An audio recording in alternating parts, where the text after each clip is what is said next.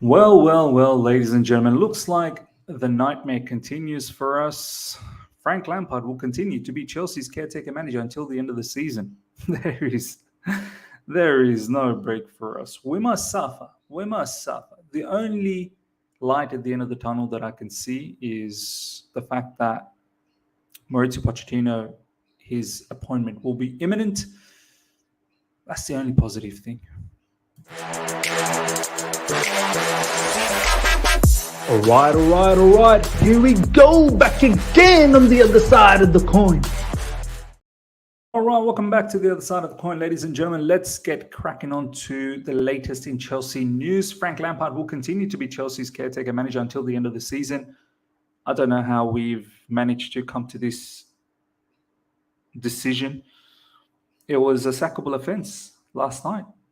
You know, that lineup, that setup, that structure, that performance. Frank Lampard, in my personal opinion, is on a sabotage thing. He's literally sabotaging, Chelsea Football Club at the moment. And I see no benefit keeping him around. A lot of people are like me, what are we going to do? Like, what do you want? Who are we going to bring in? We don't need anyone in. We don't need anyone in at the moment. Just be managerless. Having Frank Lampard around right now is just detrimental. I don't think any of these players are listening to him anyway at the moment. He's on a 5 games losing streak. It's unheard of. I've never heard of. Honestly, I don't even remember. I don't think I've ever seen, since following Chelsea in the early 2000s. I don't think I've ever seen Chelsea go through a 5-match losing streak. That manager never lasted. That manager got sacked. I see no benefit of having him in the dugout. Tactically, he's inept. Keeps talking about desire, passion, putting more effort, this, that, the other. It's funny. You got KTB playing for Man City post-match talking about tactics and what Pep Guardiola saw, why it was important for him to be closer to Erling Haaland for that particular match and find the space behind Partey and Xhaka. And then you've got this particular gaffer coming out every match and talking about, we have to get the basics of footballing, the footballing basics correct. We need to put more effort in. Come on, man. At this level, I think everyone's putting in effort. It's just you don't have the right setup for us. It's not just about go out there and just run around. There needs to be a purpose. There needs to be some sort of a tactical planning that needs to go behind it. Look, this nightmare will continue. We will not win a single game. At least I thought without this guy, maybe there could be an opportunity. Just give it to the players, man. Just give it to the players. I'm not even joking. Give it to Aspie, give it to Thiago Silva to run the thing together until the end of the season. They pick the team. They decide on what the plan should be. I'm pretty certain the players can get a better job done. At this moment, with Frank on, we are not going to win a single thing. Forget about winning. I don't even think we will draw. And it is really tarnishing our image, our mind, our mentality, everything. The confidence level, people just think, at the end of the season, the people will just move on. And then come next season, in the preseason, Pochettino will just get things going. Don't be fooled. The damage caused this season will have repercussions moving forward. You think Poch comes in, gets into preseason, and just flick of a finger, turns everything around? I don't think so. And it's mad to think that we could not have gotten worse after Graham Potter. We have. Frank Lampard has found a new level of worse. And for me, this particular situation is quite sad and quite mad that we are continuing with Frank Lampard. Despite defeat against Brentford, the idea of the club is to continue with Frank Lampard until the end of the season. This is from Fabrizio Romano. The pain will continue. The only positive sign from all of this is Mauricio Pochettino agreement is imminent, ladies and gentlemen. Look, I wish him all the best, man. I really do. Because for me, if this particular brother doesn't work out, we are finito next season. We're done. we have another season like this season, next season, as a football club, I think we are going to be in serious, serious trouble. You look at the way Newcastle's moving. You look at the way how Man United's improving as well. You look at the way how Liverpool will come back. You look at the way how Aston Villa's moving. Like, the league ain't getting easier next season. And please don't tell me 1 game per week, we should be fine. Look what Frank did. Worked on the team for a week, and the performance given against Brentford. I get it. Pochettino is a better manager, of course, and he needs to be. He needs to be a lot better next season. Hopefully, number one thing, he can get the players' mentality right. Because right now, these players are shattered. They've lost all confidence. He needs to work on that, number one. Get them to believe that they are top footballers. Because our team is not bad. So the work is cut out. The work is massively cut out. Todd Bowley is looking for a boss to lead the project going forward. Frankfurt's Marcus Krosch was attractive, but he has no intention of leaving as he feels he may get overruled by Bowley. See, this is another particular person. First of all, I like the idea of having a boss, like a CEO sort of style, much like Bayern Munich has with Oliver Kahn, and we were thinking about getting Michael Edwards as the sporting director. Now we're looking at this particular brother. I think the Real Madrid, there was a person, I don't know whether it was Real Madrid head scout or whatnot, was also been offered last summer to be kind of like that sporting director role or footballing director role, and he denied it as well, saying that there seems to be too much intervention from the owners. And this is another particular person now coming out and saying that worried about the intervention. Now, I don't know whether some of these things are true, but looking at the trend that's been going through this particular season, all the different circumstances that we've faced, I tend to believe that our owners are intervening. And it does put off some individuals that understand the game. So okay, fantastic. We want to have a CEO, a footballing director kind of a position to overlook all of the matters. Perfect. But a lot of people are rejecting this role because of Todd Bowley and Iqbali's, intervention all the time, intervening all the time. Before anything next season, ladies and gentlemen, let me make it clear. Our owners have to learn a lot. All the mistakes that our owners have caused this season, they need to learn from it. They need to fix up first. Then the board, the managers, the players.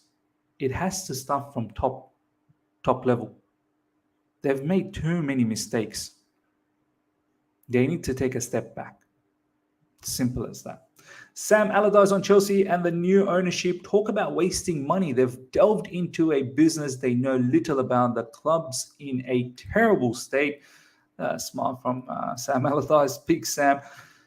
Look, Sam Allardyce isn't the only one that's saying that. There's been plenty of personalities out there. Simon Jordan of TalkSport has been saying that as well. Many more.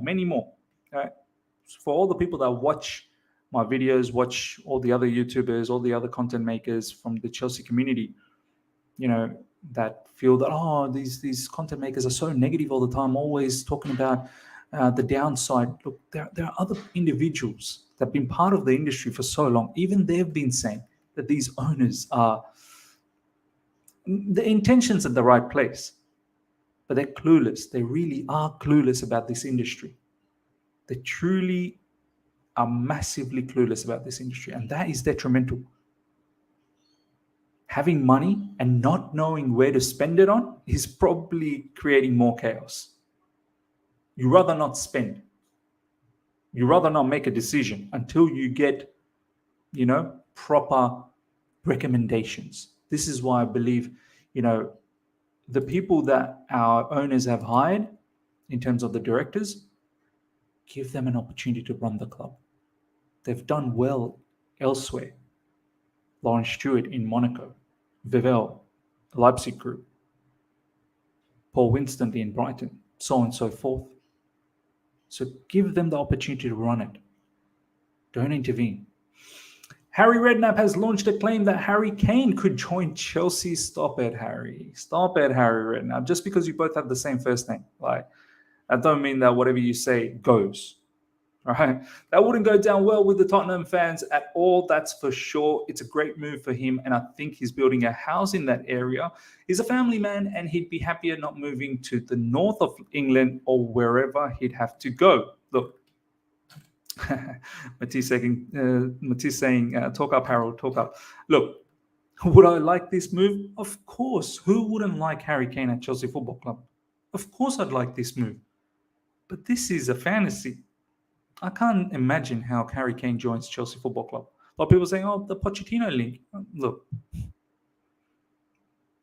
the rivalry between Chelsea and Spurs is like none other. Is like none other. Daniel Levy don't do business with Chelsea. Generally doesn't do business in the Premier League, if I'm being absolutely honest. Harry Kane is their prized asset. Harry Kane has been Tottenham through and through. Can you imagine the backlash? The social media backlash, the public backlash. You know, they could probably handle it if he goes to City or Man United. They will definitely not be able to handle it if he comes to a rival London team. Just look, if it happens, I'll be ecstatic and I'll have a party for sure. But I'm not going to sit here and try and build my expectation up, because for me, it's simply not going to happen. If it does happen, I think he really does transform our attack up front. He truly does. Experienced leader, more than just a striker. I think it'll be phenomenal. Chelsea want Victor Osimhen and want to be informed as well as other clubs, but there is no price tag yet. Fabrizio Romano, look, another fantastic striker.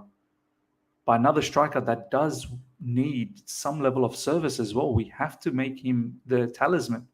Can we do that? He's not off the mold of Harry Kane, where he can drop deep and link up and find those creative passes. Like Harry Kane is a playmaker. It's a different style. This Osimhen is a proper number 9. Superb number 9. Few things though, he's going to cost a lot of money. It's not about us not having the money. We have the money. It's about financial fair play. I can't see how this happens. This is why we're talking to Romelu Lukaku. I truly cannot see how this happens. I know Fabrizio Romano is saying this, that we're interested. Of course we are. But we need to sort out that Lukaku situation. I would love Osimhen. But once again, another player where I don't want to put my hopes up. It's going to cost a lot of money. There's going to be a lot of wages. Financial fair play needs us to sell a lot of players first to balance the books out. Another player, I just don't want to get my hopes up. We need a striker. Don't get me wrong. We need a striker. But there's a lot of things that we need to first sort out. As I said, the Lukaku situation is something we definitely need to sort out. Once that's done, what is the plan in regards to David Dutcher Fofana? What is the plan in regards to Amanda Broya? Obviously, Aubameyang's going to move on, no problems. There's talks about Vitor Roque as well. What's going on there? Got to have the right plan. Got to have the right plan, man. Just can't go out there gun-ho again. Just scattergun approach and just get linked with everyone and anyone. Interest in Mason Mount is growing. Liverpool, Manchester United, Arsenal, and from Thomas Tuchel at Bayern. Look, at this point, it is what it is. I can't be bothered trying to, convince, Mason should stay, this, that, the other. I think we've all said our piece. I would like him to stay. I think there could be an interesting situation between him and Pochettino. Pochettino could perhaps, take him to the next level. Could be an important player under Pochettino. But look at the status of our club at the moment. And I don't know, it's guaranteed that it's going to get better next season. We hope so. We better make sure that it does happen, but there's no guarantee. There's no European football here, Mace. So I can understand if Mason Mount, he wants to continue on going to Liverpool. Liverpool probably gets some form of European football, maybe Conference League, maybe Europa League. Manchester United definitely will get European football. Arsenal definitely. Bayern Munich, what an institution. That Bayern move would be sensational for Mason Mount. He will learn a lot. He will learn a lot about the technical side of the game. which he needs to. So yeah, look, watch this space. Financial fair play requires us to sell a lot of our homegrown players, and he could be one of them. But at the same time, if Poch comes in and says, nah, he's a player that I want to keep for sure, we'll see what happens. It all and then the finances as well, wages, the length of term. He's injured now. He's potentially not going to be featuring anymore in this season. Where is his mood going to be at the end of the season? I don't know. We'll see. On loan striker Romelu Lukaku is coming back to Chelsea from Inter Milan, and talks will be held to try to make him give England another go after his disappointing season under previous manager Thomas Tuchel. I mean, this is a huge risk, ladies and gentlemen. This is a huge, huge risk. This guy, as I said a few videos ago, and you guys will see in All You Can Eat Chelsea whenever that drops, we had a big conversation about this particular player. This guy single-handedly sabotaged Chelsea Football Club, single-handedly started the rot last season. As I said in previous video, if we want to bring this guy back, I do believe he's a good footballer, don't get me wrong. There's a certain way we have to play. We have to understand his strengths and his weaknesses. One, under Pochettino, I don't know if he's really going to work out, because Poch wants to press from the front and win the ball high up, really have a lot of energy, intensity, press. That's what his Spurs team did, suffocated the living daylights out of the opposition. I still remember they were so electric, that Spurs. This brother ain't going to give you that. You're going to have to change the way you play football. You can't press from the front. You may have to have like a mid-block. Invite the opposition to come in and then counter-press, trying to win the ball. Can't press all the way from the front, because he's not going to do that. You may have to play on a counter-attack at times. Just have him up front. Play the ball in behind him.